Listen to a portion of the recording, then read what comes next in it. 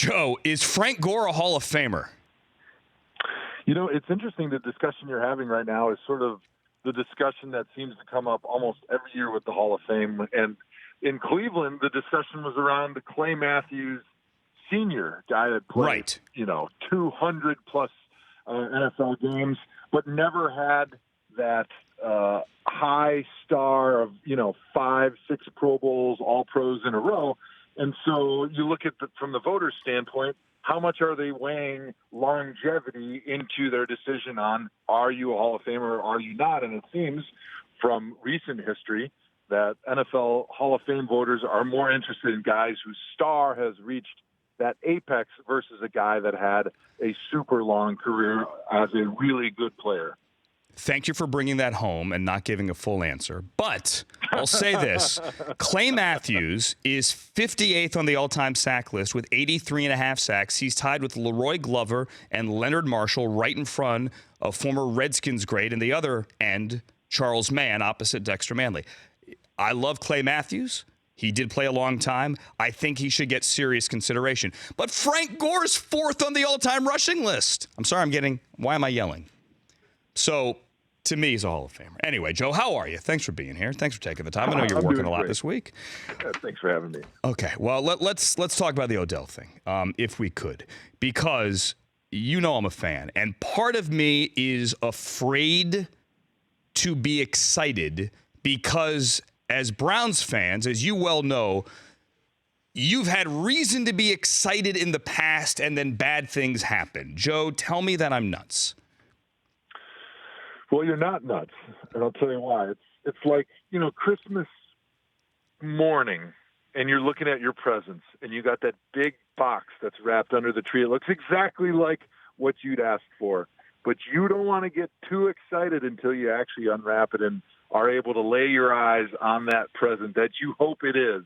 And that's the same thing that we're dealing with right now with what has happened with the Browns in the offseason and OBJ in specific.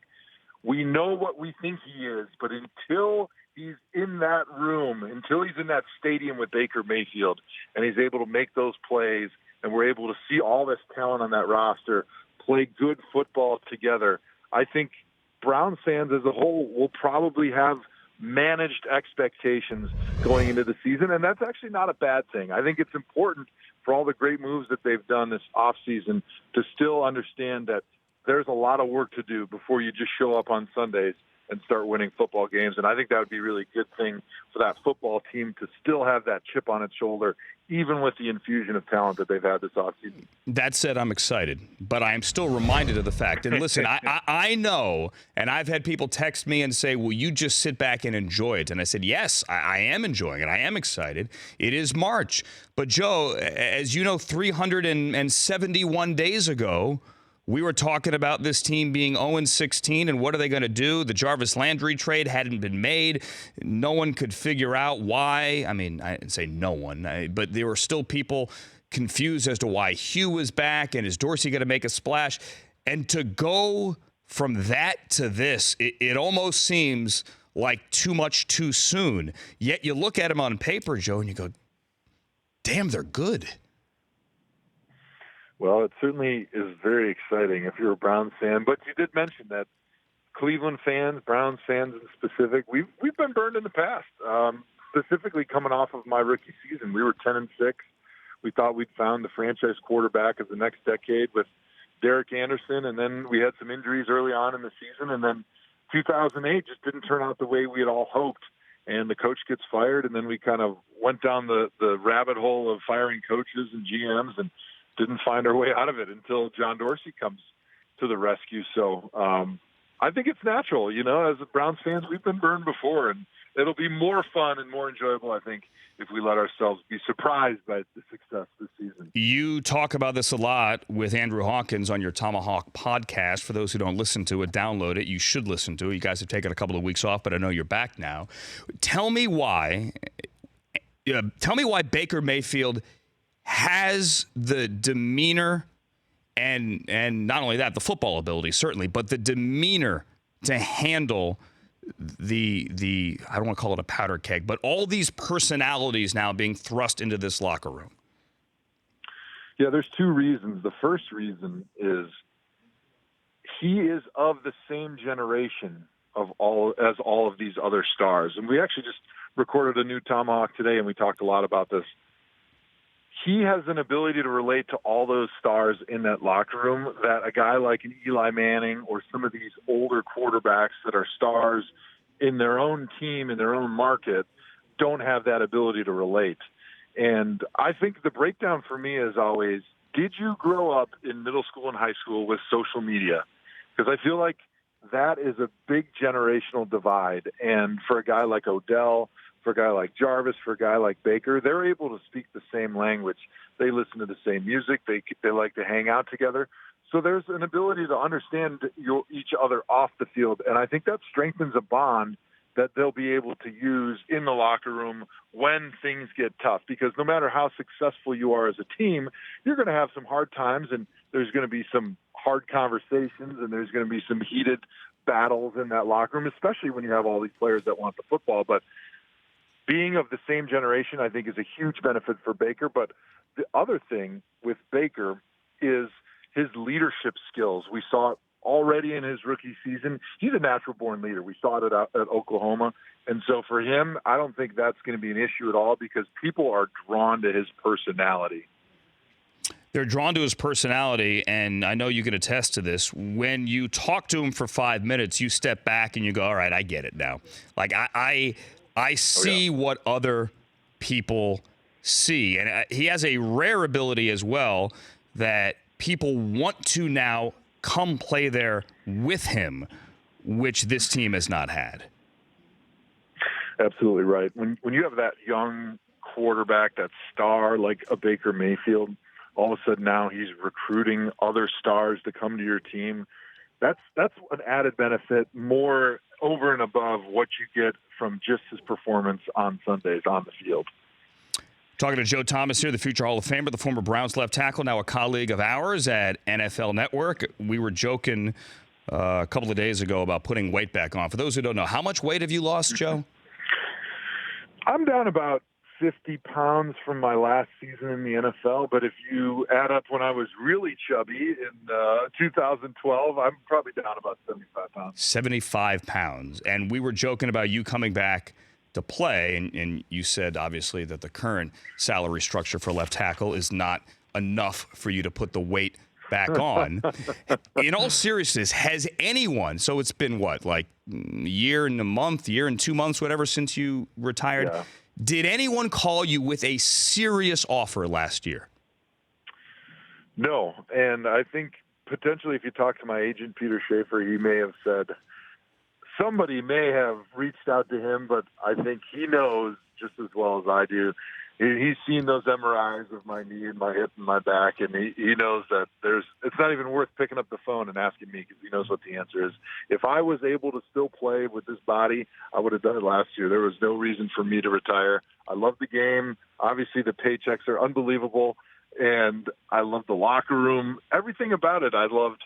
It was just your body, when it's ready to give up, there's not much talking back that you can do. And so it's almost made it easy. It's not like one of these things where now that the team is really good, I'm having second thoughts because it was strictly a health decision, and I know I just can't do it anymore. Was there, I hate to ask, but you brought it up, was there a sense of feeling left out when they did win last year, though? Not really. I don't know that I would have, because I could kind of see the turnaround happening with the moves that Sashi made when we were there, and then the moves that John Dorsey's been able to make, and you see this talent being acquired, and then all of a sudden you fix the quarterback position. It's like, yeah, you know it's going to happen now. And I kind of thought there would be maybe some jealousy in me or some of that wishing that, oh, man, I wish I could still be out there, but I have not experienced that yet. I think part of it is as a player forever, you're always training yourself to just control what you can control and don't live in the what-if world. And I think that's kind of carried over. And I'm totally accepting of my position right now where I am and the fact that the Browns are going to be really good and I'm not on the team anymore. But I'm just happy to be a fan like you right now and to be able to enjoy it. And I'm just going to live in the moment. Well, you're also doing really well on television as well, and you don't need me to tell you that. I don't know, though, what the Giants. Well, thank you, sir. I mean it. I don't know what the Giants are doing. However, I understand if you go, the guy's a headache. We don't want him here anymore. It's not worth that headache.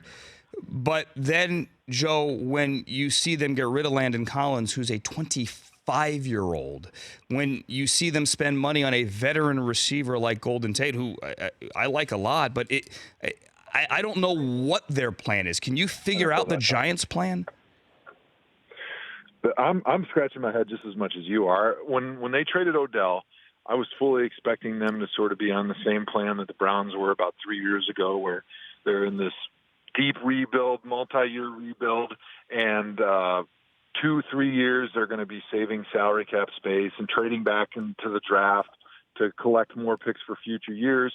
But then last year they drafted a running back, number 1 overall, and running backs don't have a long shelf life, so you don't want to be burning up hours and miles on your all-pro running back in years you don't think you're going to win. They've got a 38-year-old quarterback, and now they're signing Golden Tate. So it really doesn't make sense. The moves they're making are not giving us a clear idea of the direction of that franchise, because some of the moves they're making, you're thinking, okay, they're making this for the future because they know they're not going to be very good for a couple of years. But then all of a sudden they try to make a splash and try to cover up the hole by signing a Golden Tate. It'll be interesting to watch them because we can't really figure out where that franchise is headed. Last question for you, and once again, we appreciate your time. We're going to ask you the poll question that Brockman put together today. Brockman, you want to get out the poll question and ask Joe? We opened with the Frank Gore question that Chris is wrong about, and now we're going to ask you this. Go ahead. Who finishes with the most wins this coming year, Joe? It's the teams that made the kind of the splashiest moves.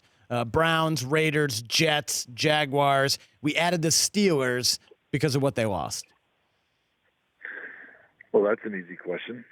We've been talking Browns all week and the great moves that they've made. So I think out of that group, that's an easy answer that the Browns are going to be finishing with the most wins of that crew. And that's said without bias, right? Without any bias, of course. I would never doubt you. Joe Thomas, who has truly done a great job all week at NFL Network, as he did on Thursdays and whenever else he was on. Last season, Joe, I know they're pulling you 50 ways this week here and asking you to do this show and that show. So I appreciate hopping on the phone here for 10, 12 minutes this morning. You probably have better things to do, like work out and lose more weight. So thank you, sir. I appreciate having me on. Thank you. You got it. Joe Thomas, everybody. The Rich Eisen Show, weekdays at noon Eastern on Audience.